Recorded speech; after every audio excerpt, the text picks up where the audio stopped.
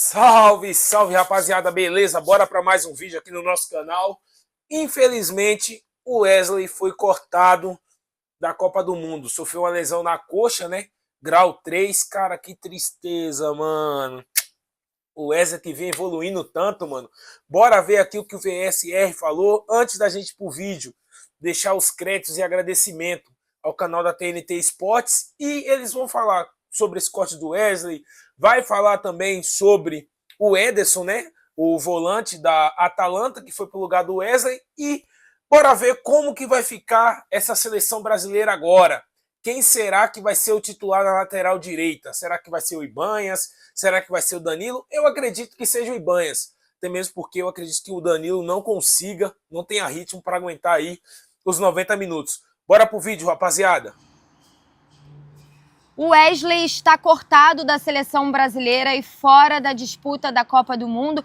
O lateral direito da Roma sofreu uma lesão ainda no primeiro tempo da partida contra o Egito e hoje pela manhã foi reavaliado e passou por um exame de ressonância magnética que confirmou uma lesão no músculo adutor da coxa esquerda. Essa lesão tira o Wesley da disputa da Copa do Mundo. A gente até imaginava que talvez ele pudesse ficar com o grupo se recuperando, mas a decisão do Departamento Médico da Seleção Brasileira, em conjunto com a Comissão Técnica, foi cortar o lateral direito da Roma e convocar para o lugar dele o volante Ederson da Atalanta, que já se apresenta nessa segunda-feira. VSR, é uma escolha atípica, dá para a gente dizer assim. Num primeiro momento se imaginava que poderia trazer, né, um outro lateral direito, mas até debatendo pelas opções, que pelo que a gente apurou na pré-lista, são Paulo Henrique do Vasco e Vitinho do Botafogo. E dentro da ideia que o Ancelotti já vem trabalhando de, às vezes, revezar o esquema e precisar de mais homens de meio campo, talvez foi uma maneira de fazer uma correção ali na convocação, já que ele tem o Danilo e o Ibanhas, dois zagueiros, mas os dois podem fazer a lateral direita e voltaria para aquela ideia de origem quando o Militão seria o lateral titular na Copa do Mundo. O que você achou dessa escolha? E é claro, a gente lamenta muito, né, esse corte do Wesley. Tem muita coisa pra gente analisar aqui. Vamos primeiro começar a dizer que é uma pena por um garoto, um jovem promissor pra caramba, e que deu uma entrevista anteontem, sei lá, 2 dias atrás, tava super empolgado, mostrando uma maturidade, mostrando um crescimento e tudo. Então uma pena, a gente lamenta, deseja força ao Wesley, tem muita carreira pela frente, ainda pode jogar mais 2 ou 2 Copas do Mundo aí, mas fica aqui a lamentação. Avançando e seguindo a análise, em alguns momentos, a nossa cobertura aqui, tanto na live do André, quanto no De Placa, quanto no Radar do Ex, a gente falou sobre talvez estar faltando um meio-campista. Quando o Ancelotti escolheu levar 9 defensores e 9 atacantes, a gente desde o início tinha a sensação de que tinha um meio-campista a menos. Mesmo ele indo para o 4-2-4, mas na prática, em vários momentos, alguém compensava, alguém trabalhava por ali, se falava de repente do Paquetá ganhar a vaga, do Danilo ganhar a vaga, enfim. E aí o Ancelotti talvez confirme a nossa impressão de que faltava um meio-campista, porque agora ele teve a chance de cortar um lateral e trazer esse meio-campista. Esse é o primeiro ponto. E lembrando que a gente fica sem nenhum, quer dizer, sem nenhum não, porque o Danilo originalmente é um lateral, hoje ele joga como zagueiro, mas pensando no que eles fazem hoje nos seus clubes, a gente fica sem nenhum lateral direito de origem, né? Nenhum lateral direito que está exercendo a função neste momento. Exatamente. Porque a origem do Danilo a origem do Danilo realmente foi um dos laterais top, aí sei lá, por 12, 15 anos, mas hoje ele não é lateral, e não é hoje, já há uns 4 anos ele não é lateral. O Ibanhas não é lateral no Al-Ahly, ele é zagueiro pelo lado esquerdo também, então você não tem na convocação da seleção ninguém que neste momento atua na função de lateral, embora desempenhe a função. Então já falamos aqui dessa escolha. Vou falar ainda do Ederson nesse vídeo aqui. Outro ponto, claramente o Ancelotti volta para o plano que era quando havia o Militão, porque o plano... Isso aqui é uma percepção nossa, junto com bastidores que a gente conversa aqui, porque o Ancelotti nunca falou isso oficialmente, mas a gente vai conversando com um aqui e outro ali. O plano A era o Militão ser o lateral direito como um lateral que subisse menos, que guardasse mais a posição, talvez liberando o Alexandre para fazer o outro lado. Aí, aqui nos Estados Unidos, e os treinos que a gente viu, o Ancelotti parece que viu que precisava do Wesley atacando o corredor, buscando a linha de fundo e meio que inverteu. Botou o Douglas Santos para o lateral esquerdo ficar um pouco mais e para o Wesley virar quase um ponta. Era isso que ele trabalhou, foi assim que o Wesley jogou ontem, foi assim que o Wesley se machucou, quase na linha de fundo do Egito. Então provavelmente volta ao plano original, com o Ibañez ficando mais, e aí eu não sei o que ele vai fazer na lateral esquerda, se vai manter o Douglas Santos com mais liberdade para atacar, ou se vai voltar com o Alexandro, aí vendo as dificuldades de físicas que o Alexandro tem atravessado. E eu acho que ontem isso também ficou provado, né? Porque ele fez as trocas e o Alex entrou só na segunda leva de trocas, então com uma minutagem bem menor. E a gente que acompanha o Flamengo de perto sabe que no Flamengo também há um controle de minutagem muito rígido com o Alexandro. Exatamente. Então também a gente não sabe se o plano é seguir com o Alexandro e aí controlou os minutos nesse jogo para ter o Alex 100% contra o Marrocos, ou se ele também vai recalcular a rota nesse sentido. E o Vitor fala sobre o Ibañez porque a gente imagina que o Ibañez seja o titular nessa disputa com o Danilo. O Danilo ontem certamente tinha programado ali jogar 45 minutos, ele iria entrar no segundo tempo e para fazer essa função de lateral direito, porque pelo que ficou ali desenhado, o Léo e o Bremer formariam a dupla de zaga no segundo tempo, mas o Danilo entra bem antes do que o programado, então com 15, né, exatamente. Então isso também entra na conta, então a gente imagina que o Ibañez será o titular na lateral direita, fez uma ótima partida ontem como zagueiro, Talvez tenha sido o melhor do Brasil. E aí agora, pelo menos, o Ancelotti tem uma semana inteira de trabalho para recalcular essa rota, né, Vessi? Exatamente. Então já analisamos. O terceiro ponto que eu queria analisar aqui e contar com a Monique é o Ederson. Acho que o Ederson é um jogador que o perfil do Ancelotti gosta muito. Um jogador que pode vir no meio campo, brigar, marcar, recuperar a bola, tem uma imposição física, porque ele tem imposição física, mas é um cara que também sobe a linha, que também avança uma casa, que chega na área adversária, que chega na meia-lua adversária para bater, para chutar em gol ou para dar um passe conectando. Então ele tem um perfil que o Ancelotti gosta.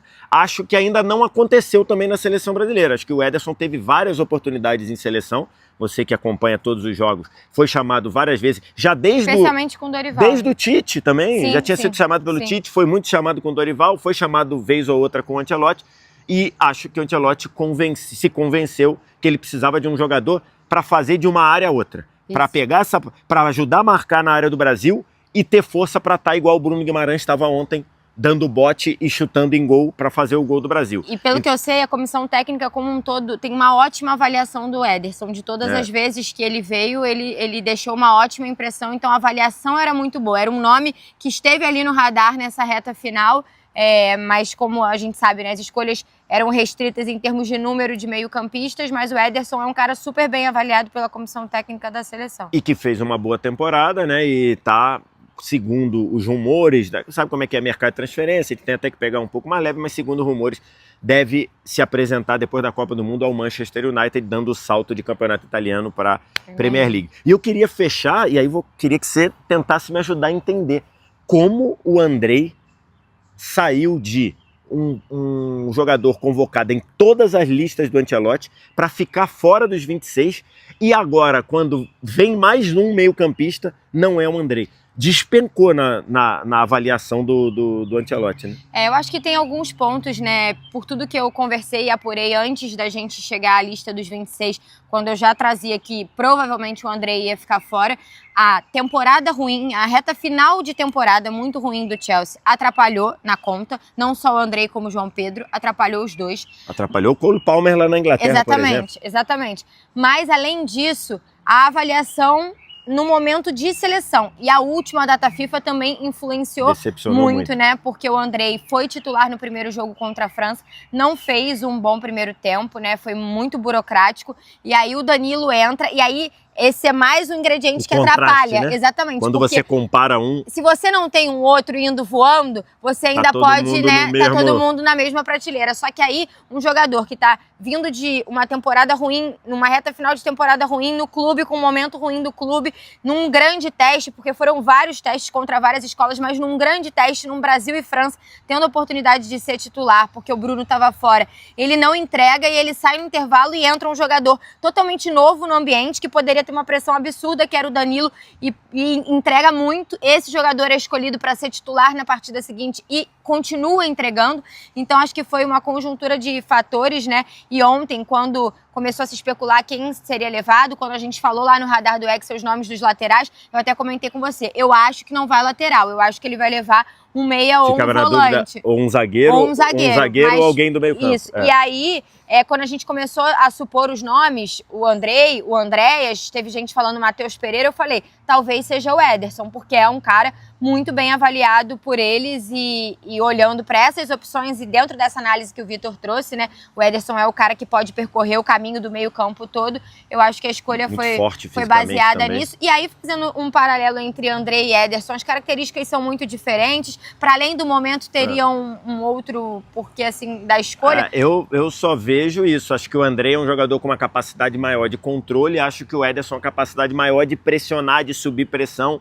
Então, acho que é isso. O Ederson entrega ao Ancelotti voltar para receber essa bola ou roubar uma bola na intermediária do Brasil e chegar com força na meia-lua do adversário. Então, acho que possa ter prevalecido isso e é a única coisa que a gente pode imaginar e como o Andrei caiu, né? Porque ele tinha vindo em todas as listas e aí na reta final não conseguiu mostrar. Fica aqui o nosso...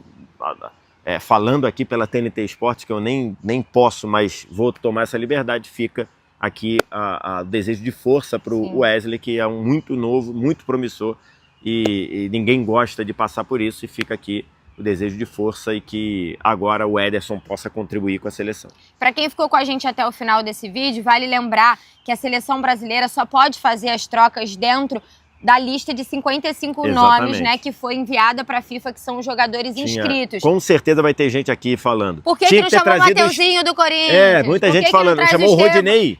Muita gente falando, então o Rodinei virou grego mesmo. Por que não volta o Estevão se o Estevão falou que está recuperado? Não pode, gente. Só pode tirar dessa pré-lista de 55, pelo que a gente tem de informação, porque a lista não foi oficialmente divulgada. Os laterais direitos da lista eram...